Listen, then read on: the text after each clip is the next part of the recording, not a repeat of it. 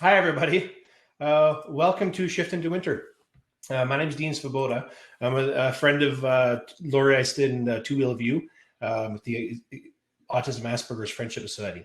Don't worry about anything. All you should see right now is me. We're in a software called Remo, and I'm here to give you a quick rundown on how it works. So if anybody can see me, maybe throw some messages in the chat bar. People should see a chat bar on the side with a chat list, a Q&A function. Hey, I see some people. Hey, Dean, Kim. Yes. So this is what we call in the software, this is the presentation mode. So this is how all of our panel, any presenters, and everything will share tonight. If anybody's having technical difficulties, and maybe you can't see me if you are, you can come visit the help desk over in the bottom right-hand corner. And right now I'm gonna go run through quick. So this is presentation mode, everybody sees me. And right now all of our speakers are actually backstage. So anybody that's speaking has an option to jump on stage and they can come up whenever they like. Ideally, they come up in the agenda when they're supposed to, but typically every event, there's one person who hits their camera and mic on by accident. So you can see in the chat bar, as I mentioned, so tonight you can use the chat bar to interact where you are, let everybody know where you're from. There's also a Q&A feature. So in here, you can ask questions. The neat thing is when you ask a question, everybody else can vote on that question throughout the night. And one thing I will say, if you are on a tablet or mobile device, you may not have full functionality. The software still is in beta testing. So when presenters are up here, there's a number of things they can do. I can share a video and I can use this opportunity to, one second, where's the video link? I can use this opportunity to plug my organization for 30 seconds. And everybody can see the video. Now, when the video is on there, you can control, this is a trailer for the movie project which my organization runs. So you should see the video in the right-hand frame. You can also control that frame with the expand button. So if you only want to see the video, you can click that expand. Unfortunately, you have no control to get rid of me. I'm up here because my mic and camera are on. If I want you to see the video, only the video, I'll just jump. And I come back on stage when the video is finished and I'm ready to begin to continue with my presentation. So that's how I share a video. I can also, as a presenter up here, I can share my screen. So now I lost one. I can share my screen and I'm going to share with you a picture of this floor so that we can navigate a little bit around how it looks when you're in the other mode, which is conversation mode. So if you want to expand that floor as I'm on screen, you can see this is kind of where we are in the building.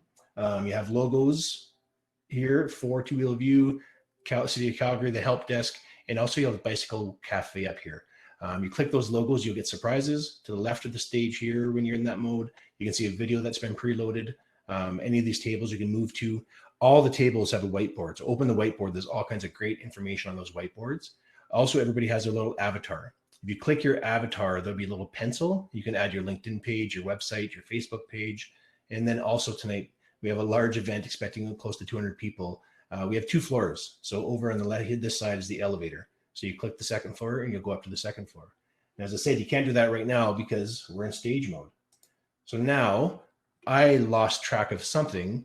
Kim, am I to just go back to the tables or did you want to come up and say hello right now? Does anybody want to come up on stage while we're waiting? You can raise your hand and bring up. Hey, Kim. Hey, I'll hop on, Dean. Thank you. Sure. Thanks for the great introduction on how to use Remo. It's a really fun platform that we're experimenting with, so it's new for us. But good evening. Welcome to the 4th annual Shift into Winter event.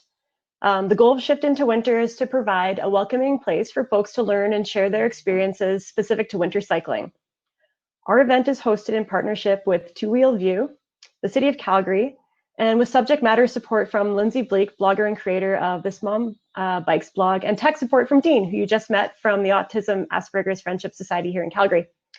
My name is Kim Fisher. I work on a team at the City of Calgary consisting of planners, engineers, and educators who work to make Calgary a safer, more comfortable, and connected city for people of all ages and abilities, with a focus on those who are walking and wheeling.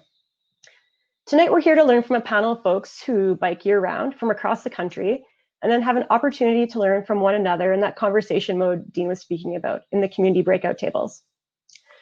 Like I said, we're really excited and a little bit nervous to host the event here using the Remo platform. So thank you so much for coming along for the ride. It's going to be an interesting experience, and we'll learn as we go. I'll pass the mic over to Laura from Two Wheel View to share some words about their amazing organization. And you'll hear more from me in a few minutes to talk a little bit about our jam-packed agenda. So Laura, I'll invite you up here with me, and then I'll turn my camera and mic off.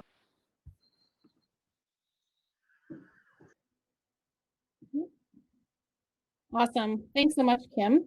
As Kim said, my name is Laura Eisted, and I have the absolute pleasure of being the executive director of an amazing organization called Two Wheel View. Two Wheel View, we use the bicycle as a vehicle for change in the lives of youth. We run programs for youth ages 12 to 24, and we focus on things like social emotional learning, building resilience, and belonging for youth, all using the bicycle as our tool and our conduit for doing that. We run a wide variety of programs, from our Earn a Bike program, which in a typical year would work with about 400 plus youth in the Calgary area, and youth come for 10 weeks, and we work with them on a wide variety of types of skills, including bike mechanics, and then they earn a bicycle, a lock, and a helmet upon the completion of that program. For older youth and young adults, we have an employability program that we launched last summer. And the youth have a more deeper experience with bike mechanics, as well as a lot of employability skills like financial literacy and things like that, to really build their skills so that they can, just be successful as they transition into adulthood. We're really have been known in the past 20 years for our bicycle trips that we run with young people. From places like Drumheller to Banff. We also run bike trips in Quebec, around Montreal, and those are really, experiential learning experiences for the young people that we get to take on those trips. And finally, we have a program called Full Cycle, where we combine our bike trip program and our trips, our bike trip program and our Earn a Bike program for the Indigenous communities around Calgary. And we work with them during their school day to earn a bike and then take them on an amazing bike trip experience. To support all of that work, we also run a social enterprise bike shop and sell used bikes for the official bicycle recyclery of the City of Calgary. And we turn bike donations into bikes for young people, as well as fundraising for our organization. But first and foremost, we are a youth development organization. There's lots of ways to join our community and to support the work that we do. I encourage you to check out our website and see where you might be able to be a part of our community and check out what we're doing. We also have a table at the side of your screen once we're back on the floor mode. Please come over and chat with us. There's a bunch of Two of You staff floating about in the conference area tonight, so please track any of them down and ask them questions about what we do. We're absolutely super passionate about what we do. We have, hi Becky, just a second. Yeah, take it. You can see, everybody can see you too. We have the amazing Doug Dunlop, who is selling his incredible pogies for people. He has a deal for everyone that's in attendance. If they'd like to get $10 off, they can, and he will donate for every pair of pogies sold through that his code. He'll donate $25 to Two Wheel View. So that's really awesome. Thanks so much, Doug. So the code is Shift into Winter 2020 on his website. There's information about that deal at the Two Wheel View table on the whiteboard as well. We also have a couple of opportunities. We have some winter biking swag over there. Lots of really cool opportunities to be a part of what we're the vehicle that we're driving here.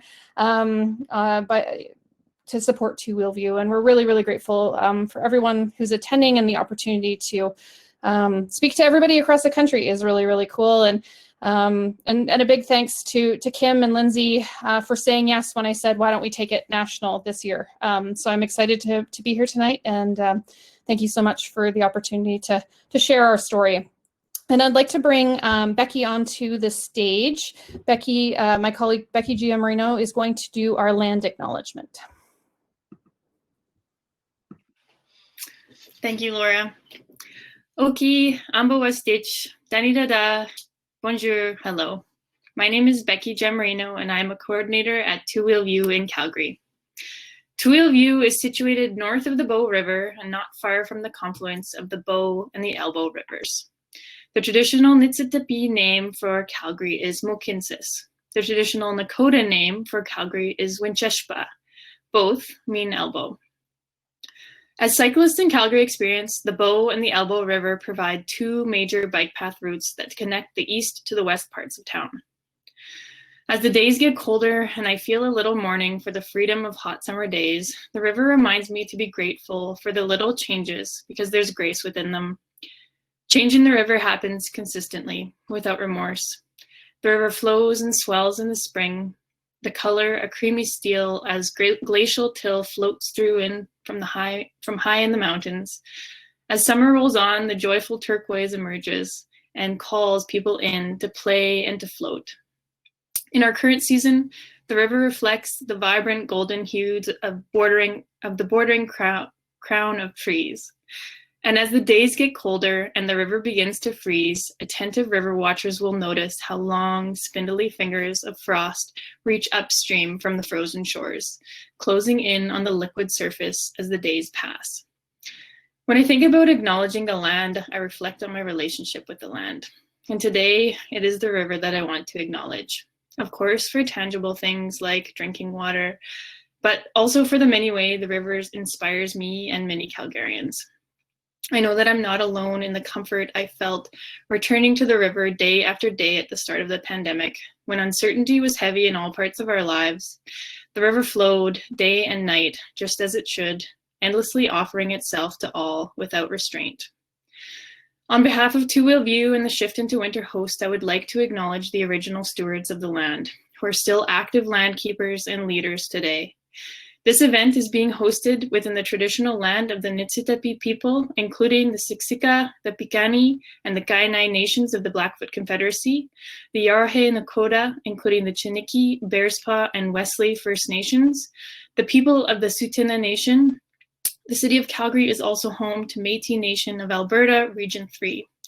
As inhabitants of this Treaty 7 territory, we acknowledge the passive role we've played in colonization and have ongoing responsibilities as treaty people. Thank you.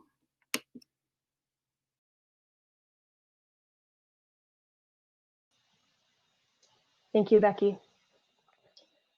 Our agenda for the evening will consist of a panel discussion that will be recorded, followed by community breakout tables where people can learn from one another. We will be compiling resources shared on the whiteboards on each table, so please contribute your ideas, questions, and links. We'll share them back with the group after the event. Community norms. Important to mention, we will maintain a standard of conduct to ensure that all participants feel safe and respected. We believe every person has the right to be treated with dignity and respect and to be free from all forms of harassment. We have a zero tolerance policy for harassment of any kind, and if any issues come up at your conversation tables, please report them to our online help desk. You can reach out to Dean. And with that, I'm pleased to introduce our moderator for tonight's session. Brett Burgee is a familiar face to folks in the Calgary cycling community. You can find her pedaling her Brompton year-round and has often completed 40 to 50 kilometers of cycling on a winter day before I've even had my first sip of coffee. She balances her time training on her bicycle, creating memories with her family, and working at a public college. A former Shift into Winter panelist herself, Brett has put together some really wonderful questions for our panel to unpack the joys and challenges of winter cycling. I'll welcome Brett up onto the stage.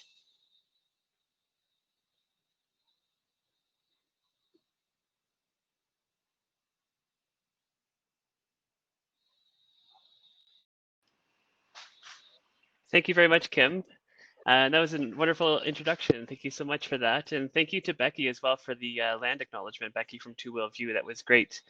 I think we're going to shift straight into the panel. So if I could invite each of the panelists to turn their cameras on and join me on stage, that would be great. And then I'll have each panelist introduce themselves to you.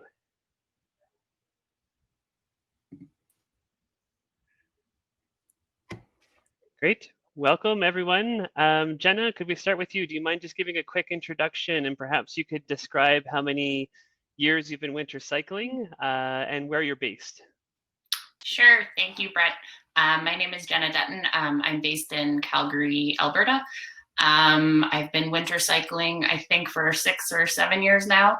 My skills and comfort have definitely evolved, so I kind of can't keep track. Yeah, I'm a urban planning and community development nerd, and I'm the founder of Women in Urbanism, a general advocate for active transportation and cycling year-round. Thank you. Great, thank you, Jenna. And over to Robin Richardson, if you could introduce yourself, describe how many years you've been winter cycling and where you're based, please. Sure. Hi, everybody. So I live in Toronto with my 3 kids and my husband, who's out in the audience. Hi, Matthew. And to be quite honest, I can really only say that I've been winter cycling for 1 year. I did a little bit of it before that, but consistently last winter was my first winter where I biked, you know, as much as I do in the summertime, which is just about every day. So I guess I can sort of relate to people who are hoping to get into it and aren't already experienced, but hopefully I can also share some of what I learned in that first year. And yeah, I'm really excited for the next winter, which is about to begin. Wonderful, thank you. Leanne, could we go to you next?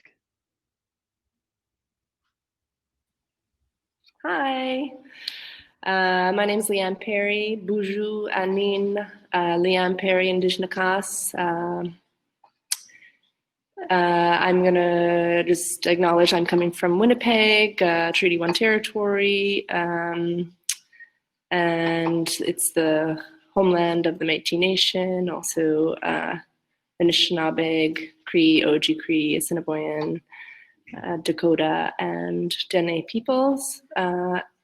And I am a multidisciplinary artist and agriculturalist and an active transportation specialist. I'm currently a collaborator with the Winnipeg Trails Association, turning ideas into action and action into change.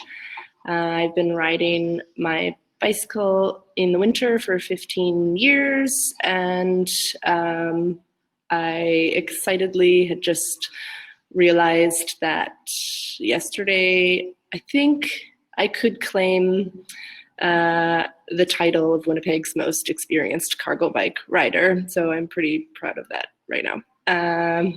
Yeah, I'm gonna close there. That's a great attribute to add. Thank you so much, Leanne. And over to Ben in London. Could you please introduce yourself? Hi, Brad. I'm Ben Cowie. I am in London, Ontario, our southernmost winter bike city represented I see here.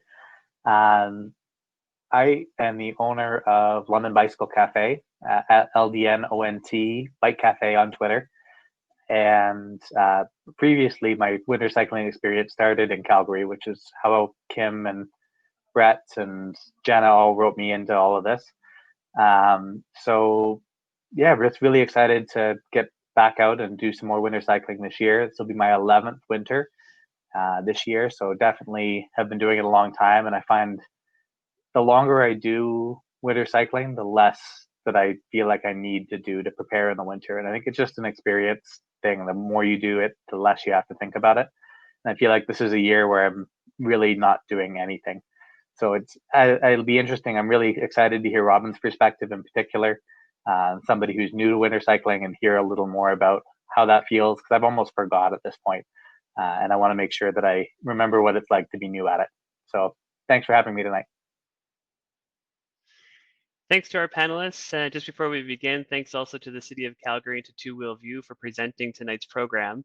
We're going to jump straight into the panel discussion then and start with a big picture. We all know that winter cycling has very particular attributes and challenges that we face on a day-to-day basis, but sometimes there's things about it that surprise us, that affect us in other compartments of our lives, or help us to get outside more often. And so to start, how has winter cycling changed your attitude or embrace of winter?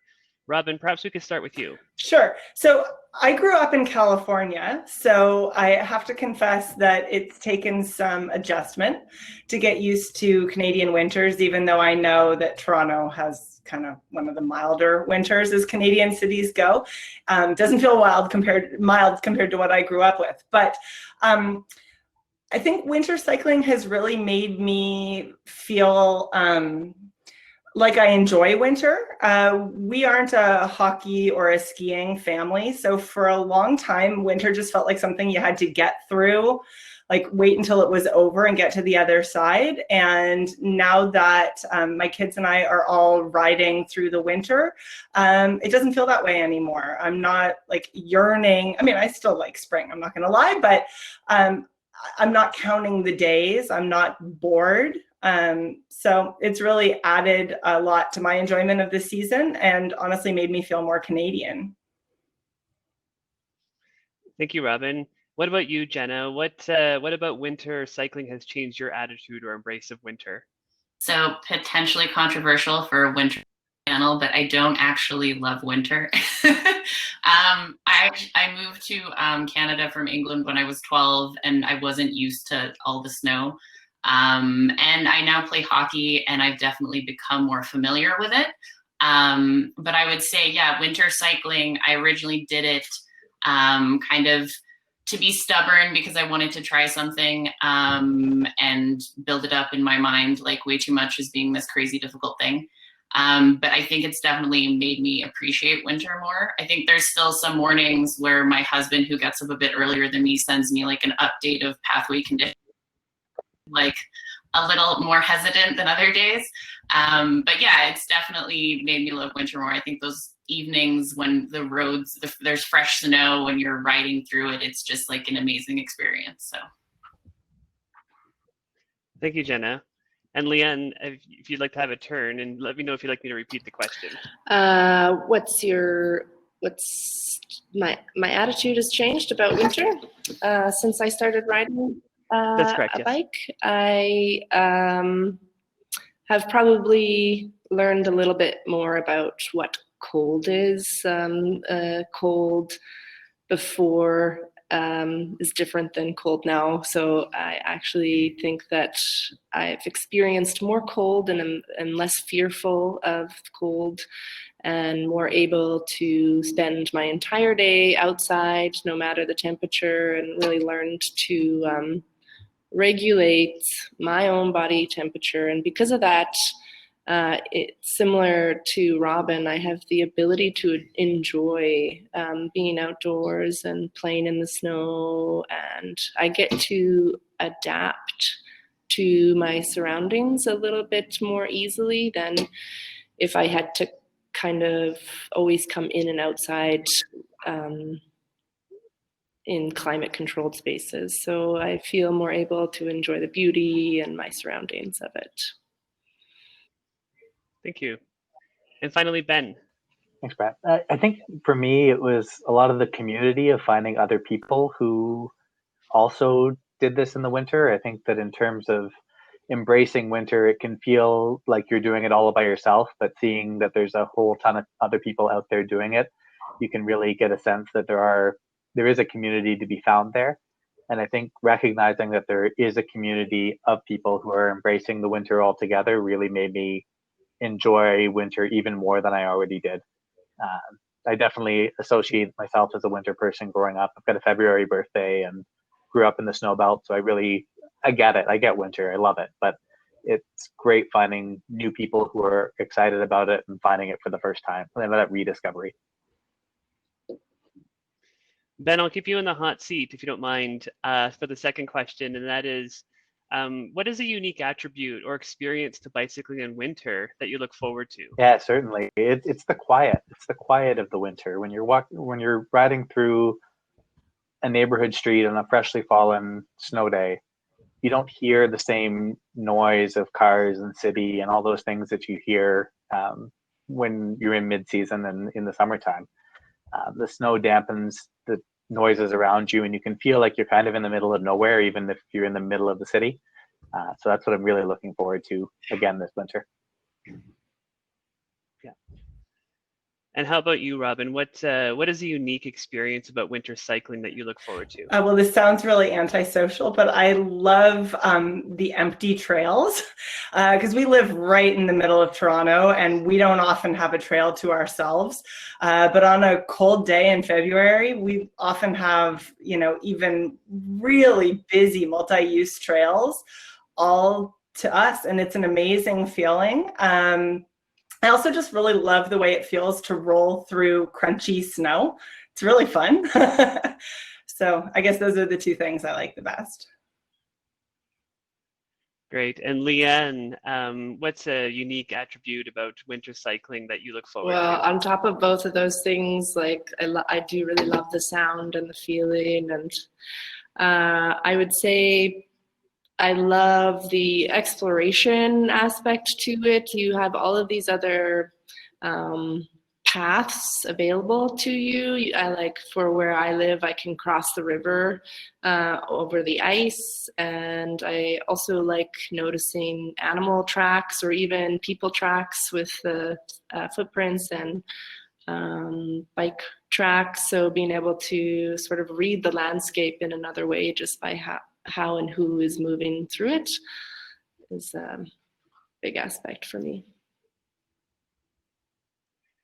And Jenna, what's your contribution to sort of a unique attribute or experience to bicycling in winter that you look forward to?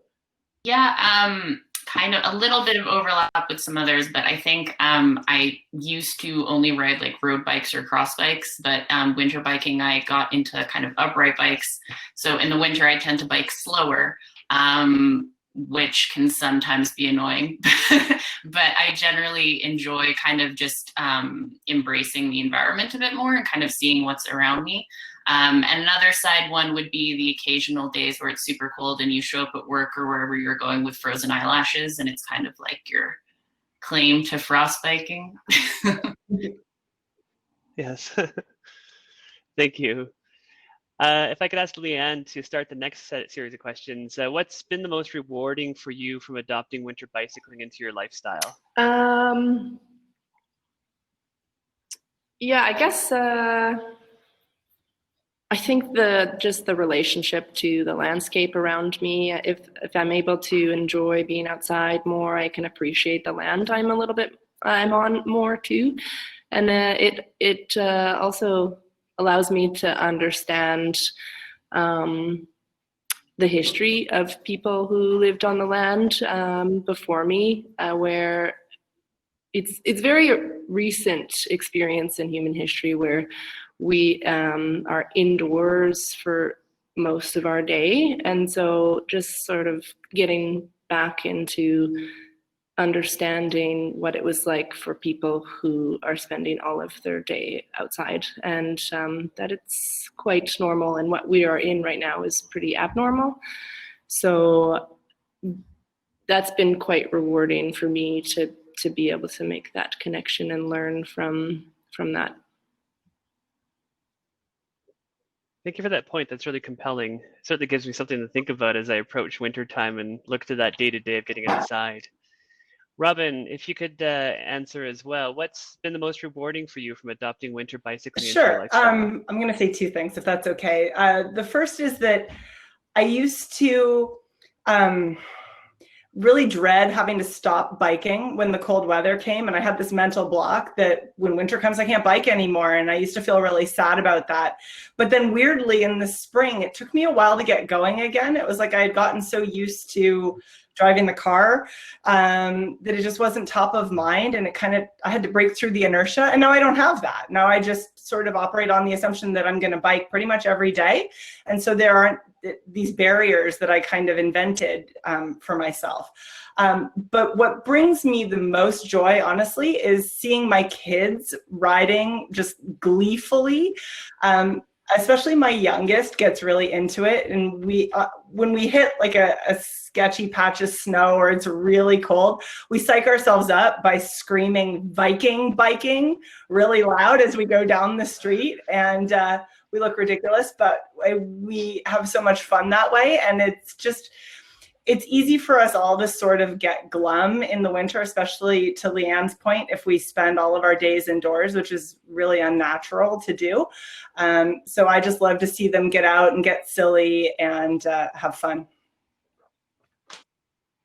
That's wonderful. Ben, what's been most rewarding for you from adopting winter bicycling?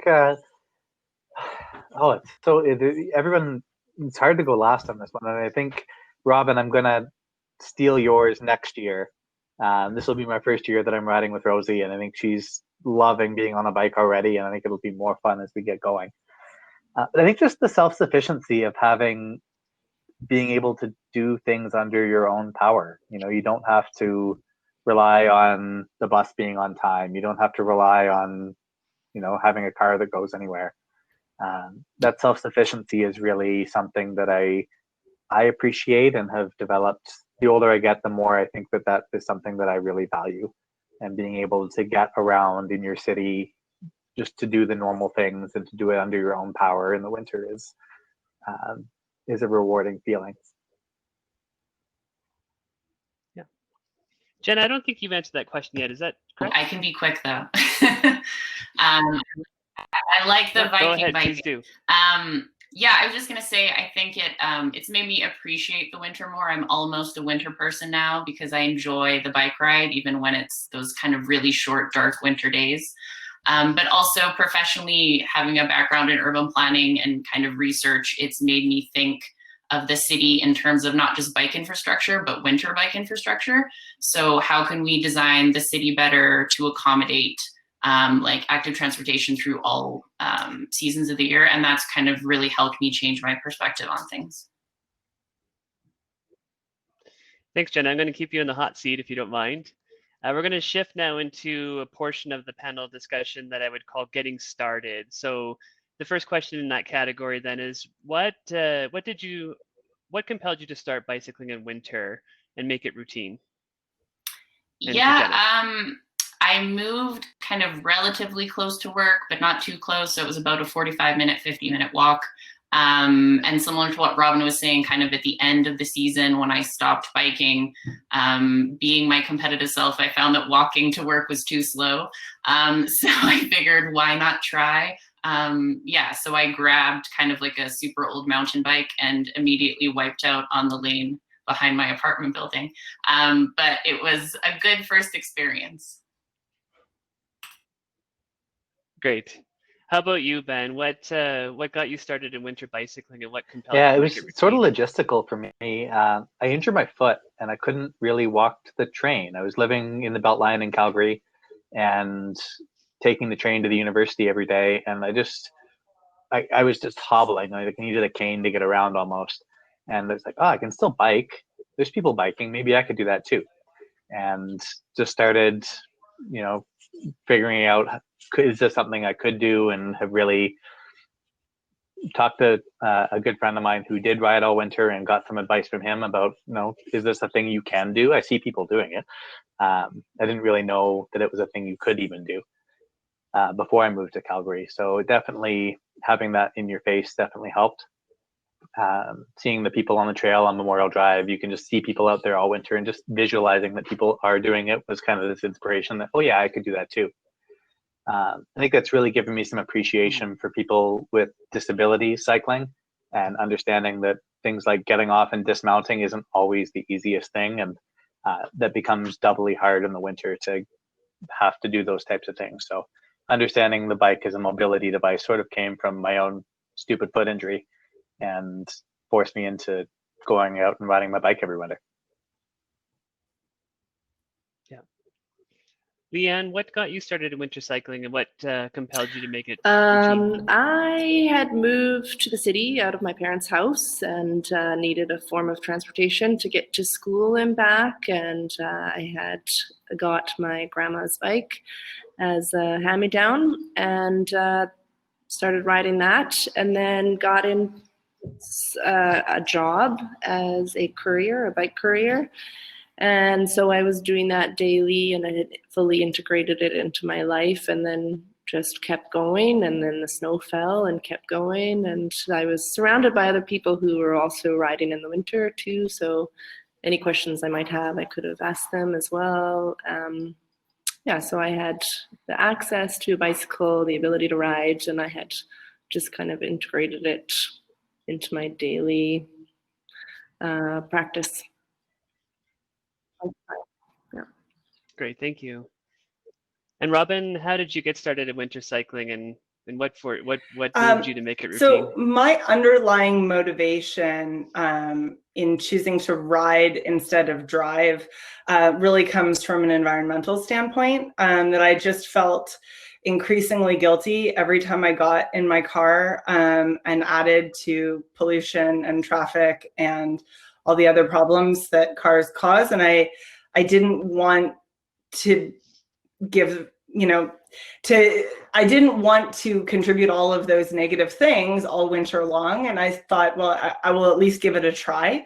And once I tried it, I found it was really enjoyable in a lot of other ways. But, there are some days where I look at the car and it looks awfully comfortable and convenient. And I look at the weather and I think that doesn't look very nice. But underneath all those superficial kinds of considerations, I come back to that we're just trying to live as lightly as we can.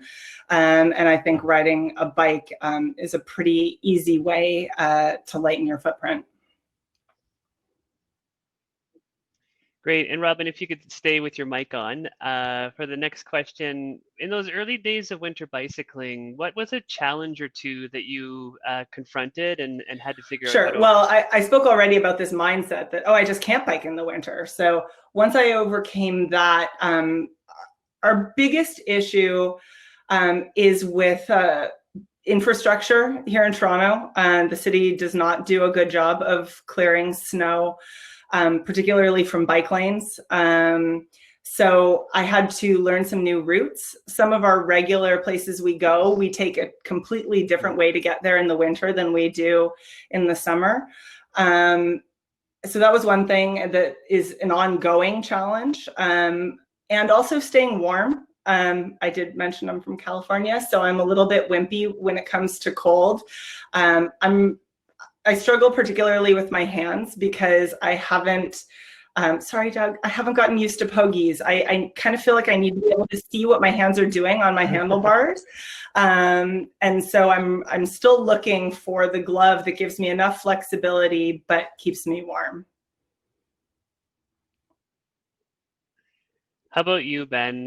What was a challenge you faced in the early days of winter cycling that you had to overcome, and how did you do it? It's all mental. I think that everything that was a challenge at first was just getting the idea that it could be done, and not recognize it. Like there is you need a set of gear that really works for you in your circumstances, and most people in Canada have something like that. You've spent some time outside in your life, and you probably have at least a pair of gloves that's warm and a coat that's warm.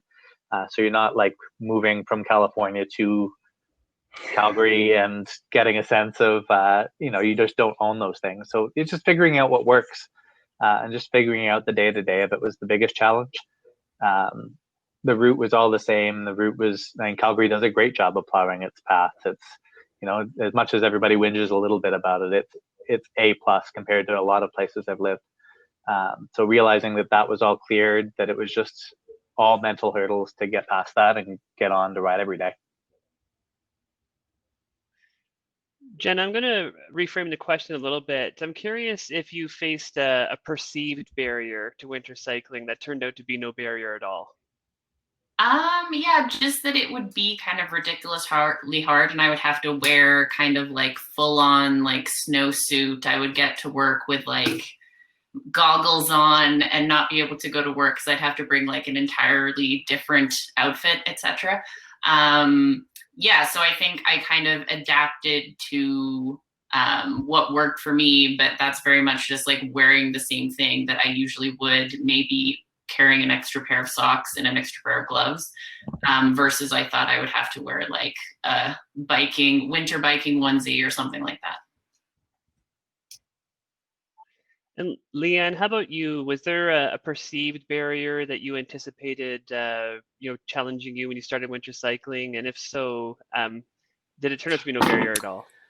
I think perhaps I'll say, on top of other people's also barriers that I think are shared, that being slow is actually not a barrier at all. Something, especially starting out kind of as a courier and taking routes that were extremely direct and sort of growing up within this, within a city that is designed for cars, that there were no bike paths available, and the the default route for me was to go on the main streets with the car next to the cars and as fast as possible with my friends, and just realizing that actually going slow and being social on a bicycle is not a barrier at all. I kind of show up late every once in a while, and it's really not a big deal in my life. And I actually spend most of my time enjoying the journey that I am on, getting there. Great. Leanne, keep your mic on if you don't mind. Did you encounter a barrier that was perhaps unanticipated while winter cycling? And if so, how did you mitigate it? I guess the overwhelming cultural barrier that there is for riding a bicycle in Canada, that's both winter and summer, but you immediately, especially in the winter, become a default ambassador for your form of transportation, that in which you just want to get from A to B like everybody else is doing. So that was unanticipated. You had numerous conversations throughout the day. If you show up in something that any form of gear, or if somebody sees you on a bicycle, wondering whether you're crazy or a superhero.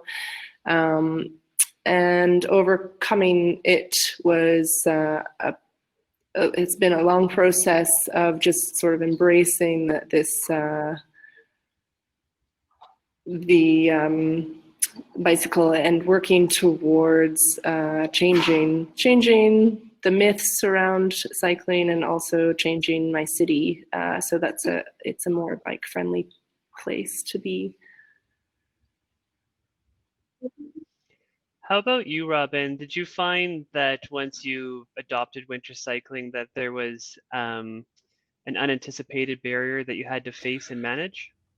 Well, I definitely agree with Leanne that you can't just fly under the radar when you're winter biking. You're very noticeable, and my family is the only one that I know of in our neighborhood or at my kids' schools that does this. So yeah, we get called a lot of things. Most of them I think are meant in a friendly way, but not always. I've also, as a woman biking in Toronto, I get a certain amount of abuse yelled at me by drivers and sometimes by other cyclists. So that does seem to be worse in the winter. Like, people are just annoyed that you're in their way even more than they are in the summertime, I guess, because the roads are just narrower and harder to navigate for everyone. My other challenge is sometimes my kids don't want to do it, to be honest. Like, I talked about the joy that they have, but that's not 100% of the time. Sometimes they just wish we could just get in the car like everybody else does. So there's a certain amount of coaching and motivating that I have to do. And sometimes just saying, well, I'm not driving you there. So if you want to get there, I'll bike with you or I'll walk with you, but we're not getting in the car. So I guess that's something that I don't face as much in the warmer seasons that I have to deal with in the winter. For sure. And Robin, we're going to switch to the next question. So if you mind keeping your mic on. So what forces or positive benefits have motivated you to keep to winter cycling on a regular basis? I mean, I've talked about a lot of the things that motivate me already, the environment and getting outside.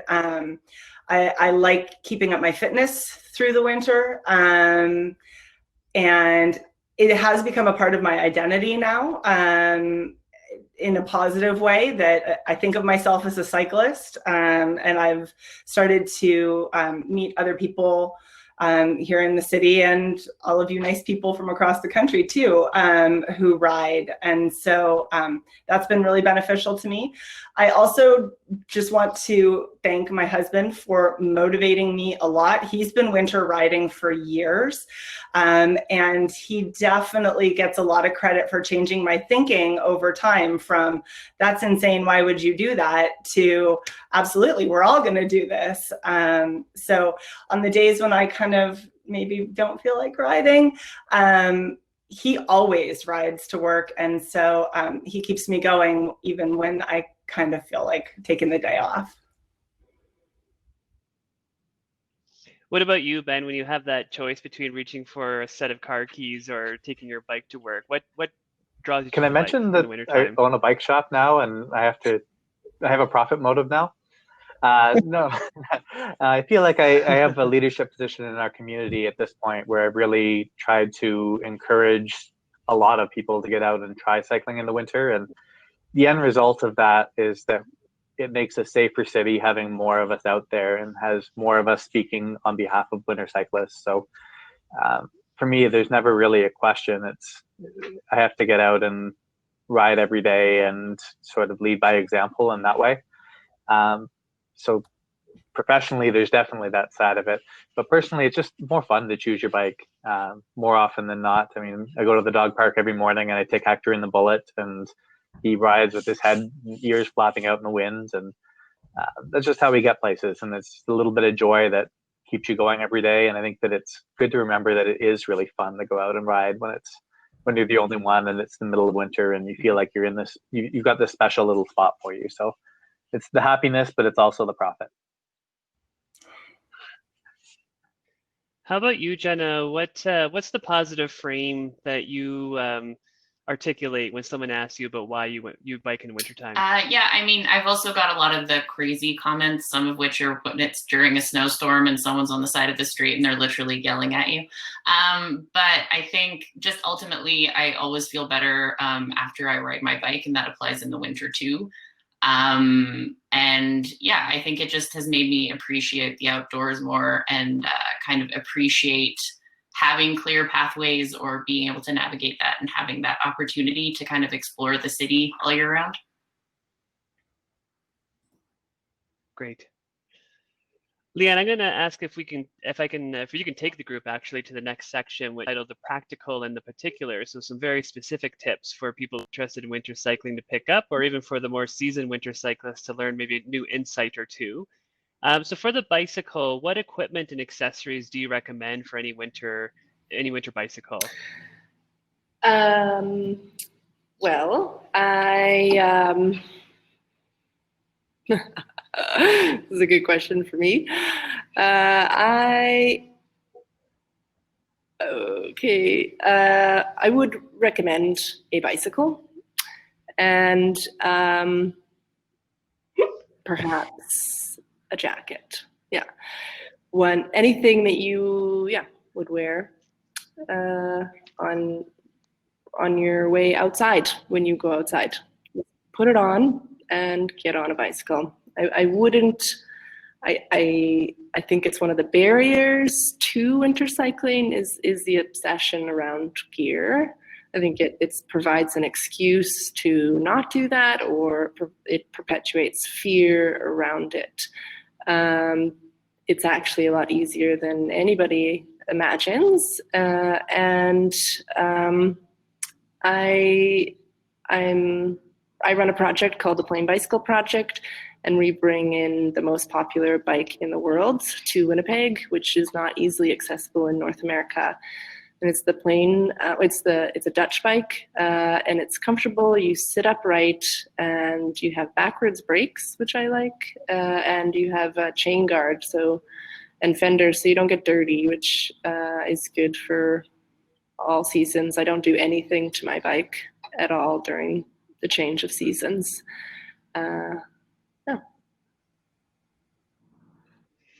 Thank you, Leanne. I can think of a few people in Calgary who would be cheering at your response and good advice. But notwithstanding that good advice, I'm going to dig in on this question a little bit, so please forgive me. Ben, if we could get some insight from a bike store owner, what would be some of the equipment or accessories that you'd recommend for a winter bicycle, or to help someone feel a bit more comfortable? Yeah, totally. I'm old and I can't afford a fall anymore. I'll break something or I'll break a hip. Realistically, I think studded tires are really the barrier to entry in our city in particular. We have tons of freeze thaw, our paths are icy, not well maintained, and it's really difficult to get around without those. But beyond that, I'm kind of on team Leanne. I think that there's something to be said about having a good set of fenders and a dynamo light that just kind of rolls all year round. You don't really need all that much special gear to keep you rolling. Obviously, something to keep you bright and lit up is good, and a plug for either dynamo powered or battery powered lights in the winter. USB rechargeable lights get eaten alive by the cold, and you have to remember to bring them in all the time. But if you're just using regular alkaline batteries, they just work, and you don't have to worry about changing them out all the time. So I think having some way to light you up to keep you safe and some way to keep you upright, having studded tires makes a huge difference for me in my ride every day. We're having an emerging consensus. So Jenna, over to you. Any practical tips for equipment and accessories that go on the bicycle? Yeah, I'm not going to go through like a long list of tech stuff. I kind of agree that you shouldn't kind of overdo it. I will say I didn't have fenders on my first winter bike. I love them now. Tip from a local bike shop, Bike, I added like an extra piece of plastic to my front fender. So now my chain, I don't have to clean it as much. That's awesome. And I agree with having really great bike lights. That's super important because you want to feel safe on your bike ride home.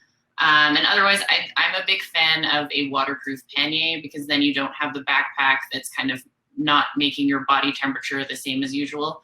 But yeah, you don't need a ton of stuff. Great, thank you. And Robin, if you don't mind, rather than risk the creation of a second camp in this question, we're going to move to the second question. I'll have you start. So for the rider, what equipment and accessories would you recommend to get out on your bike and enjoy the winter ride? The best tip I got was that if you warm the air that you're breathing in, it helps a lot to keep your body temperature up, because I was riding around barefaced and breathing in the air directly because, you know, kind of huffing and puffing as I ride along, and I felt like I needed lots of fresh air coming in, but it was hard to stay warm. And as soon as I started wrapping a scarf over my nose and mouth and breathing in through that, I found that I heated up much more quickly. I stayed warm better. And so that was huge for me. And I have never had to do that walking, so it didn't occur to me, but it makes a huge, huge difference. The other thing that has worked well for us is to double up on the extremities. So wear like a thin liner under the gloves and thin liner socks and then big wool socks.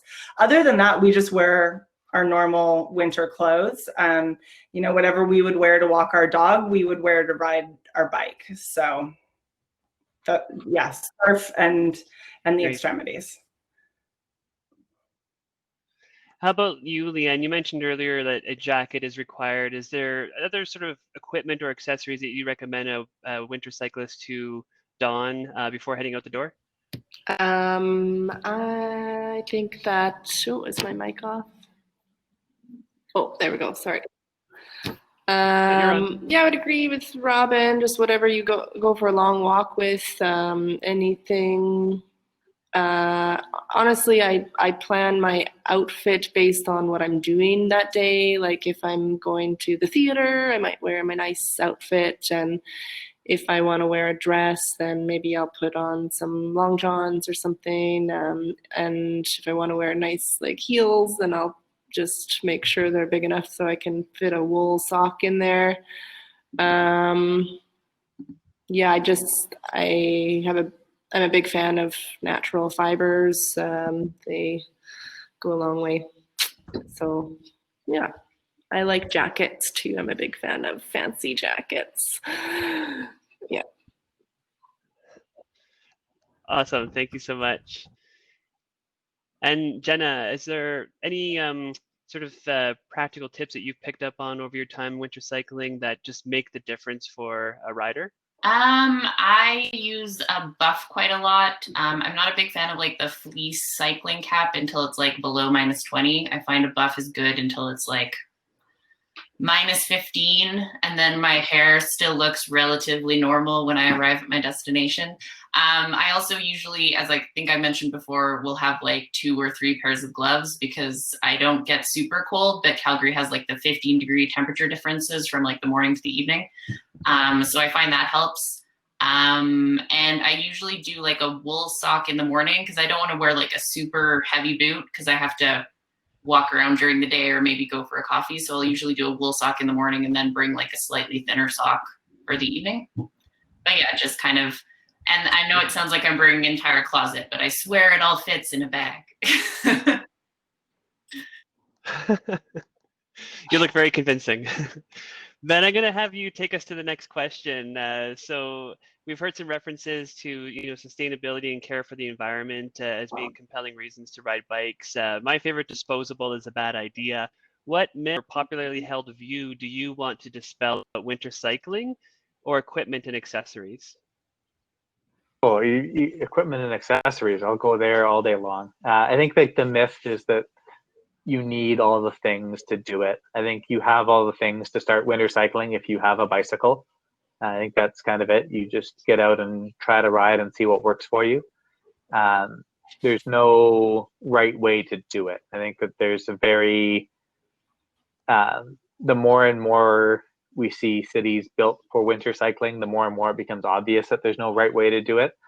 I think the more the challenges here with maintenance and infrastructure and those types of things, those are the main challenges rather than the myth that you can't do it yourself.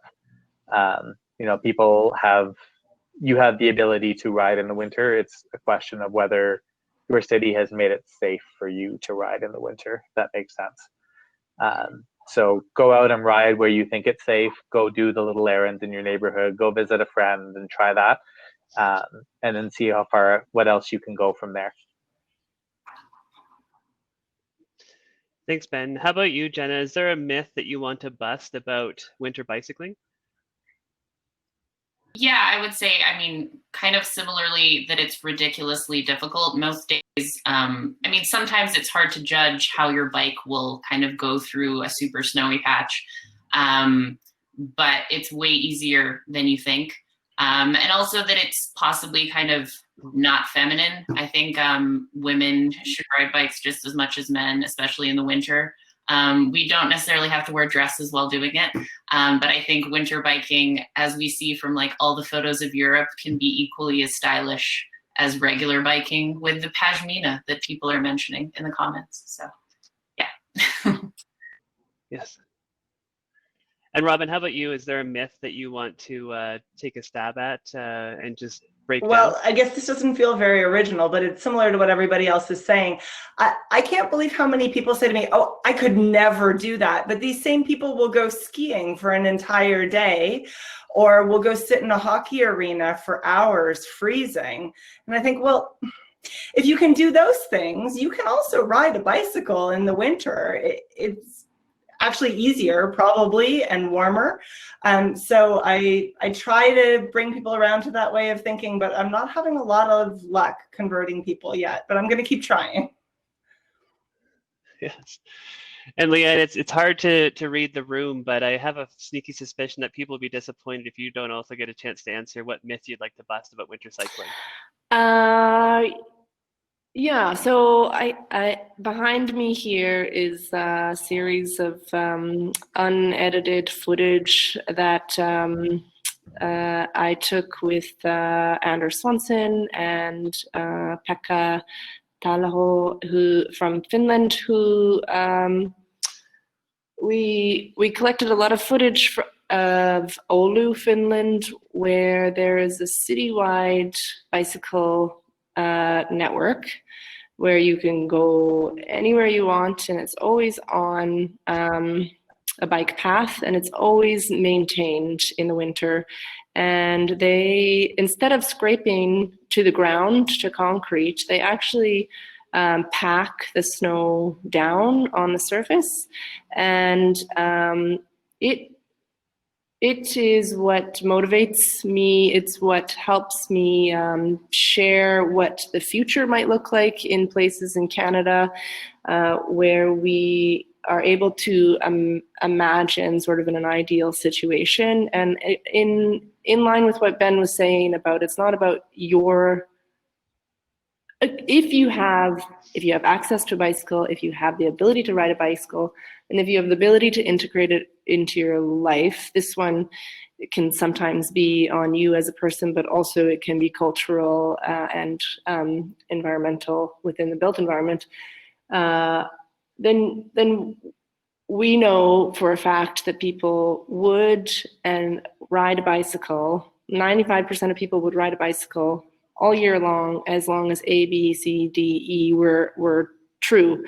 And I got stuck in Finland over COVID time and spent every single day outside on a bike path where thousands of children bike to school in the winter, just like this. And it's not a big deal. And grandmas get their groceries on bicycles all year long. So the part of the myths that sort of occur in North America have to do with what we don't know exists or what we don't know is possible. And so I think, we need to ask cities to be changing their plans so that they incorporate everybody's ability to ride a bicycle all throughout the winter. And we have some, as individuals, agency in that, and we need to ask for that and demand that as well. And it's possible, and it looks good. It looks like a beautiful, plausible, desirable future. So anything outside of that, if anybody's telling you anything else, then it's a myth, in my opinion. Thanks so much, Leanne, and thanks for preparing those visuals in your background. It's been quite striking to reflect down on those throughout the discussion. I'm just going to do a quick time check. Is someone able to comment in the comments if we need to move the program along? I was asked to keep this to 40 minutes, and we're at that point. There's one question left, so it's not critical that we get to it, but I just wanted to make sure we're not running into planned programming. So I'm just monitoring the comments for an indicator if we have time left or not. Okay, great. Thank you so much, Kim. So thanks so much to our panelists from around a good broad swath of Canada for joining us tonight. Thank you so much for taking the time to share some insights and tips and particulars around winter cycling, taking it to the next level, and perhaps even for some reaching winter bicycling euphoria. So thank you to our panelists. You're so welcome. Thank you, Brett, and all. Thank you. Thanks, Brett. And for facilitating and having me a part of this panel. It's been fun. Brett, thanks so much for the wonderful facilitation of the panel, and to all the panelists, thanks for sharing your insights. And I think that'll help us inspire the next portion of our time together. We're programmed until about 7:35 tonight, with the possibility to go a little bit longer if folks are interested, but we will try to keep to our time.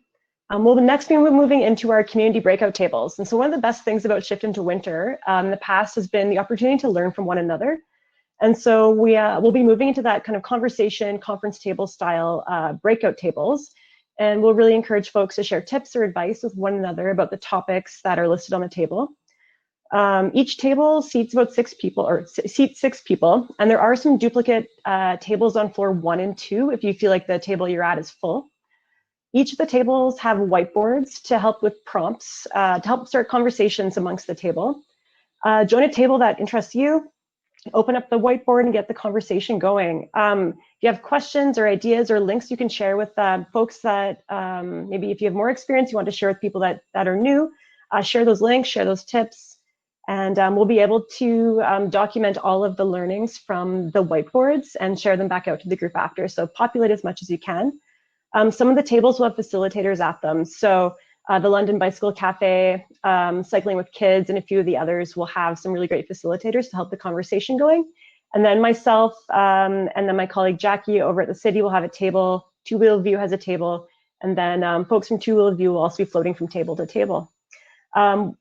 We'll use the pop-up announcement feature to let you know when the event formally is complete. But like I said, we have the option to extend it by 15, 20 minutes if folks want. So thanks on behalf of the City of Calgary and Two Wheel View. We'll move into the tables now, and thanks again for listening to our panel and for coming tonight.